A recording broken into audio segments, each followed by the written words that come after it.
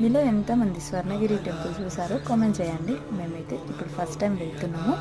అయ్యప్ప మాల తీసేసిన తర్వాత ఫ్యామిలీ మొత్తం అయితే యాదగిరి గుట్ట దర్శనానికి అయితే వెళ్ళినాము.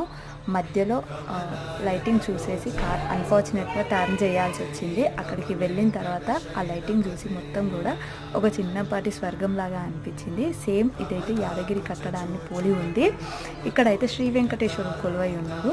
అసలు ఇది ఎవరు కట్టించిరు, ఈ గుడి ఎందుకు కట్టించిరు అనేసి అడిగితే మాత్రం తిరుపతిలో ఇది కట్టించిన అతనైతే అవమానపడ్డాడంట వాళ్ళ చేత. మీ దగ్గరనే ఎందుకు, మా దగ్గర కూడా ఒకటి తిరుపతిలాగా కట్టించుకుంటే మాకు కూడా అనువుగా ఉంటుంది, తిరుపతిలాగా అనిపిస్తుంది అనేసి ఇక్కడైతే ఈ విధంగా కట్టించారంట. ఇది ఎంతవరకు నిజమో తెలిస్తే కామెంట్ చేయండి. మా ఫ్యామిలీలో ఒకరైనా మా మరదైతే ఈ విషయాన్ని నాకు చెప్పిండు. నాకైతే ఇది కరెక్ట్గా తెలీదు.